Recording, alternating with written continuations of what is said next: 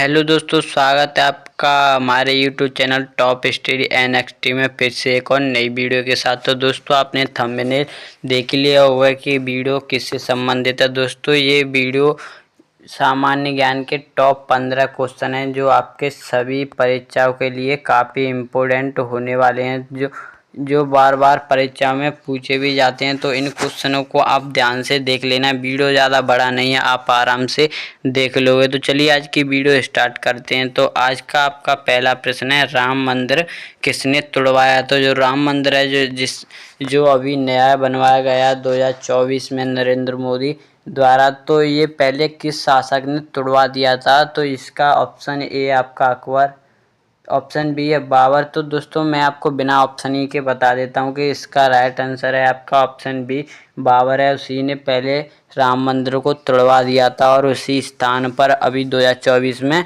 नया राम मंदिर बनाया गया है। तो चलिए अब दूसरा प्रश्न देखते हैं। दूसरा प्रश्न है, लोधी वंश की स्थापना किसने की थी।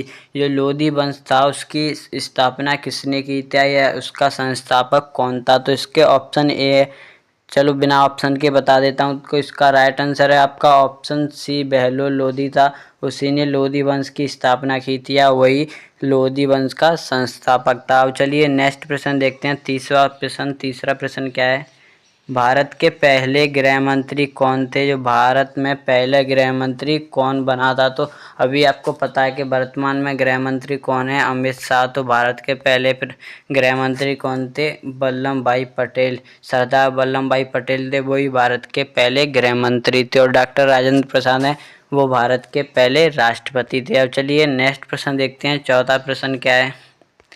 चौथा प्रश्न है कि केदारनाथ मंदिर का निर्माण किसने कराया था। जो केदारनाथ मंदिर है उसका निर्माण किसने कराया था। दोस्तों, आपको मैं बता दूं, केदारनाथ मंदिर का निर्माण महाभारत के समय में पांडवों ने करवाया था, जो कि अभी भी स्थित है। उसमें थोड़ा सा और बड़ा चढ़ा के थोड़ा और बना दिया, लेकिन उसकी नींव किसने रखी थी, पांडवों ने। अब चलिए नेक्स्ट प्रश्न देखते हैं।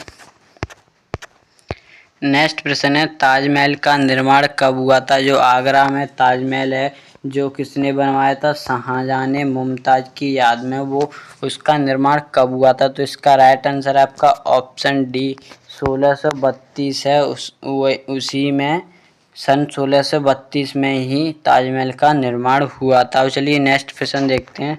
छठवां प्रश्न क्या है। छठवां प्रश्न है, श्री राम जी ने किस युग में जन्म लिया था। जो राम जी थे उन्होंने किस युग में जन्म लिया था। 4 युग होते हैं, कलयुग, त्रेता युग, द्वापर युग, सतयुग।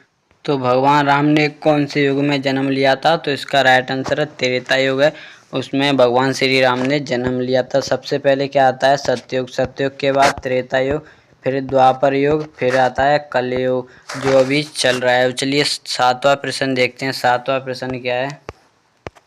सातवां प्रश्न है, हिंदू धर्म के सर्वोच्च गुरु कौन थे, या कौन से गुरु को हिंदू धर्म का सर्वोच्च गुरु माना जाता है। तो पहला ऑप्शन क्या है, संदीपनी ऋषि संदीपनी थे, वो भगवान श्री कृष्ण के, उन्हें हिंदू धर्म का सर्वोच्च गुरु माना जाता है। मतलब आपका ऑप्शन डी एकदम राइट आंसर हो जाएगा। और चलिए नेक्स्ट प्रश्न देखते हैं। नेक्स्ट प्रश्न है, झीलों की नगरी कहा जाता है किस शहर को झीलों की नगरी कहा जाता है। तो इसका ऑप्शन सी एकदम राइट आंसर हो जाएगा। उदयपुर है, उसे झीलों की नगरी कहा जाता है, जो कहाँ पे स्थित है, राजस्थान में है उदयपुर। और चलिए नेक्स्ट प्रश्न देखते हैं। नेक्स्ट प्रश्न है, भारतीय संविधान में कुल कितनी भाषाएं। जो भारत का संविधान में उसमें कितनी भाषाएं। तो इसका ऑप्शन डी एकदम राइट आंसर हो जाएगा। भारत के संविधान में कुल 22 भाषाएं हैं। और चलिए नेक्स्ट प्रश्न देखते हैं। 10वां प्रश्न।